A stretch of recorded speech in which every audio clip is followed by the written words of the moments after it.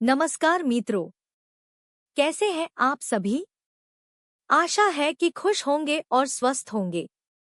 मित्रों, हम अमीश त्रिपाठी द्वारा लिखित पुस्तक the Chola tigers Avengers of Somnath का सारांश देख रहे थे, जिसमें अब तक की कहानी में हमने सोमनाथ की लूट से लेकर राजेंद्र चोल के अंतर्गत मिशन की हो रही तैयारी को देखा। हमने मोहम्मद गजनी और इस्माइल की परिस्थितियों को भी जाना। अब आइए आगे की कहानी देखते हैं। लेकिन उससे पहले, अगर आपको हमारा कंटेंट पसंद आ रहा हो और यदि आप यह चाहते हैं कि हम यह सीरीज कंटिन्यू रखें, तो अभी वीडियो को लाइक कर ले, चैनल को सब्सक्राइब कर ले। हमें आपके सहयोग की जरूरत है। यदि आप किसी बुक की समरी चाहते हैं तो कमेंट में हमें बताइए। हम नेक्स्ट उसी बुक की समरी लेकर आएंगे। और हाँ, अपने मित्रों के साथ इस वीडियो को शेयर करना ना भूले। आइए देखते हैं आगे क्या होता है। कहानी की शुरुआत चेरा के जंगलों से होती है। नरसिम्हन और विजन चेरा की सबरी पहाड़ियों के जंगलों की ढलानों पर नंगे पैर चल रहे थे। यह मकर संक्रांति की रात थी। वे स्थानिक लोगों के भेष में थे, ताकि चोल स्क्वाड दूसरों की नजर में न आए। वे दोनों एक श्रद्धालुओं के ग्रुप के साथ भगवान अयप्पन के मंदिर की तरफ बढ़ रहे थे। नरसिम्हन ने अपनी टीम तैयार कर ली थी। उस टीम को वे दोनों सोमेश्वर और इकबाल के साथ नीचे किसी गेस्ट हाउस में रखकर यहाँ किसी से मिलने आए थे। चेर क्षेत्र के राजा राज सिंह ने नरसिम्हन को अपनी टीम को कोल्लम के मिलिट्री शिप की जगह कोच्चि से एक छोटी सी मर्चेंट फेरी से ले जाने का सुझाव दिया था। चेर के राजा राज सिंह चोल शासक राजेंद्र के विश्वासु जागीरदार थे। वे भगवान शिव के बड़े भक्त थे। वे अरबों के साथ व्यापार से जुड़े हुए थे और सुरक्षा के लिए अपने जहाजों पर तुर्की सैनिक भी रखते थे। राज सिंह ने नरसिम्हन को अमल नाम के उनके विश्वासु एक व्यक्ति को भी मिशन पर साथ ले जाने के लिए कहा था। वे उसी से मिलने के लिए वावर की पहाड़ी पर जा रहे थे। वावर भगवान अयप्पन के प्रख्यात मुस्लिम भक्त थे। भक्त वावर ने तकरीबन 300 साल पहले भयानक अरब नौसैनिक हमले से इस मंदिर की रक्षा की थी। उन्हीं की याद में वावर की मस्जिद का निर्माण करवाया गया था। तभी विजन बोला, हमारा पीछा किया जा रहा है। नरसिम्हन ने विजन को चलते रहने का आदेश दिया, क्योंकि वे सीक्रेट मिशन पर थे। आखिरकार वे भगवान अयप्पन के मंदिर तक पहुंच गए। वे दोनों श्रद्धालुओं की तरह लाइन में खड़े थे। वह आदमी नरसिम्हन के करीब आ गया था। अचानक नरसिम्हन मुड़े और पीछे से विजन ने उसका हथियार ले लिया। उसे दोस्त बताते हुए वे अपने साथ भीड़ से दूर जंगल के बीच ले गए। लेकिन कुछ देर बाद का उस जगह का दृश्य कुछ अलग ही था। एक आदमी पेड़ से बंधा हुआ, उसके हाथ का जहरीला तीर नरसिम्हन के सीने में घुसा हुआ था। वह नीचे पड़े हुए थे। विजन नरसिम्हन को बचाने की कोशिश कर रहे थे। नरसिम्हन को किसने मारा? क्या वो बच पाएंगे? अब मिशन को लीड कौन करेगा? दूसरी तरफ गजनी में इस्माइल ने मंत्रिमंडल की मीटिंग बुलाई थी, जिसमें वह यह जानना चाहता था कि सुल्तान को भूकंप में गिरे हुए जामा मस्जिद के हिस्से को केवल 6 महीने में फिर से बनाने का आइडिया किसने दिया था, क्योंकि यह काम दिन रात की मेहनत के बाद भी असंभव था।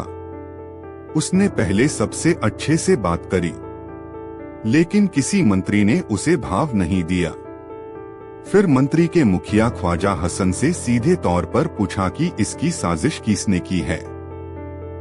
हसन कुछ बताने की जगह काम का बहाना करके उठकर जाने लगे। बाकी के मंत्री भी उसके पीछे पीछे जाने लगे। पर जैसे मोहम्मद गजनी युद्ध के मैदान पर खेलना अच्छे से जानता था, उसी तरह इस्माइल राजनीति के दावपेच अच्छे से जानता था।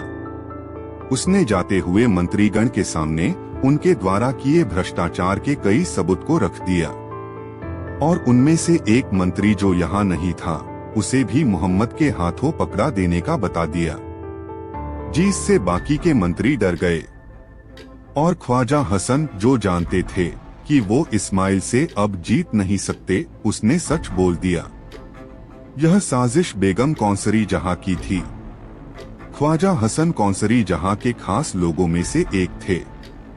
इसी वजह से उसने यह काम ख्वाजा हसन को सौंपा था। बेगम के कहने पर उसने मस्जिद की मरम्मत के आदेश को पूरा 1 महीना देरी से भिजवाया था, जिससे अब इस्माइल के पास सिर्फ 5 ही महीने रह गए थे। वह इसी बात से गुस्से में था, पर उसे अपने इमोशन को कंट्रोल करना अच्छे से आता था।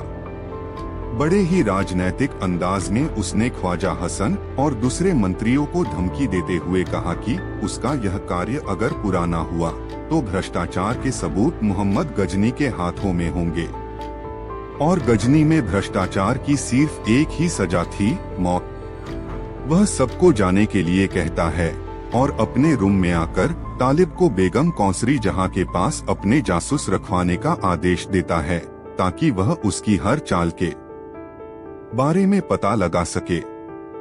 इस्माइल यूं तो अपने कोमल स्वभाव और रणनीति से आम लोगों का प्रिय बन चुका था, क्योंकि बाकी के अमीर बस अपने फायदे का ही काम करते थे। आम लोगों से उन्हें कुछ लेना देना नहीं था।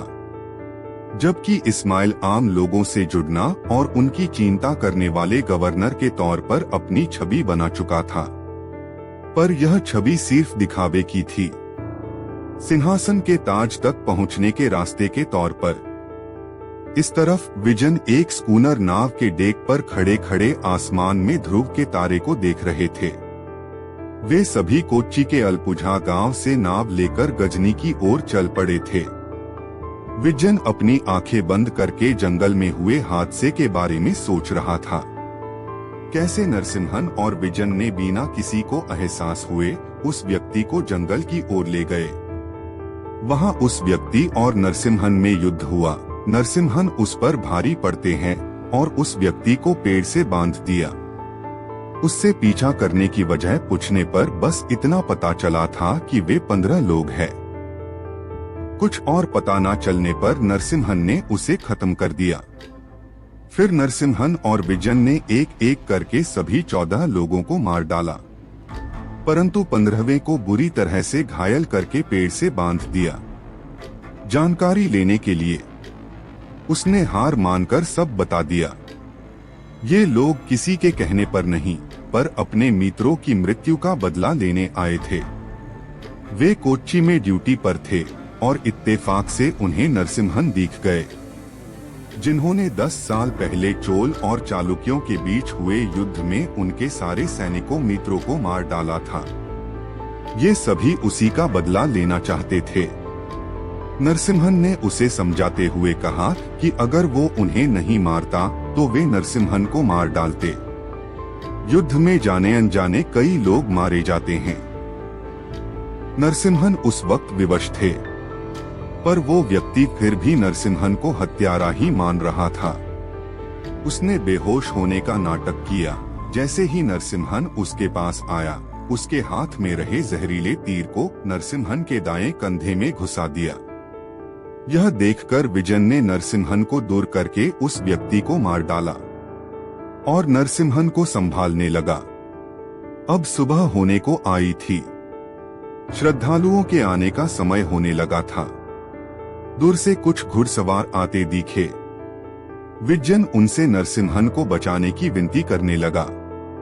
तभी पीछे से उसे आवाज आती है, वलीद। यह आवाज अमल की थी, वही भक्त वावर का वंशज जिसे मिलने के लिए नरसिम्हन और विजन वावर की पहाड़ी पर जा रहे थे। और ताजुब की बात यह थी कि अमल कोई लड़का नहीं परंतु एक स्त्री थी। वह बताती है कि नरसिम्हन अब ठीक है। वह घुड़सवारों की टीम अमल की ही थी। उन्होंने नरसिम्हन की जान बचा ली थी। अमल पुजारियों और रहस्यमयी डॉक्टरों के वंश से थी। वह आयुर्वेदिक दवा के राज बेहतर समझती थी। उसने जल्दी से जहर पहचान लिया था और नरसिम्हन की जान बचाई थी, परंतु उस जहर की वजह से अब नरसिम्हन का दायां हाथ कमजोर पड़ गया है। उनका तलवार वाला हाथ, वह तलवार भी ठीक से पकड़ नहीं पा रहे थे। एक योद्धा के लिए यह मौत से भी बुरा था। अमल विजन को बताती है कि उसे अब गजनी के तौर तरीके अच्छे से याद कर लेने चाहिए। विजन कहता है कि उससे नई परंपरा और नई भाषा सीखी नहीं जा रही। तभी पीछे से इकबाल आता है और विजन को तमिल में बताते हैं कि नई भाषा सीखना इतना भी कठिन नहीं है। देखो कैसे मैं तमिल सीख रहा हूँ, तुम भी सीख सकते हो, कोशिश जारी रखो। विजन कहता है मैं जरूर से सीख लूंगा। तभी अमल इकबाल को बीच में टोकते हुए कहती है, वलिद कहिए सर, यानी इस मिशन के लिए विजन का नाम वलिद, नरसिम्हन का नसरुल्लाह और सोमेश्वर का नाम सलमान रखा गया था तथा इकबाल का नाम बदला नहीं गया। अमल विजन से दाढ़ी बढ़ाने के लिए धन्यवाद कहकर चली गई। विजन अपनी तारीफ सुनकर शर्मा गया। वह नरसिम्हन को देखने गया, जो अब भी हिम्मत नहीं हारे थे और दाएं हाथ की जगह बाएं हाथ से तलवार चलाने की प्रैक्टिस कर रहे थे। एक योद्धा के अंदर इतना जज्बा देखकर विजन की आंखों में आंसू आ गए। तो मित्रों, आपको क्या लगता है, क्या इस्माइल दिए गए वक्त के अंदर मस्जिद का काम पूरा कर पाएगा? क्या कौंसरी जहां अपनी साजिश में कामयाब होगी? अब इस मिशन में आगे क्या होता है, जानने के लिए हमारे साथ जुड़े रहिए। अगर आपको हमारी वीडियो पसंद आई हो तो अभी इसे लाइक करें, चैनल को सब्सक्राइब कर ले। हम फिर मिलेंगे नए एपिसोड में। तब तक आप सभी खुश रहिए और स्वस्थ रहिए। नमस्कार।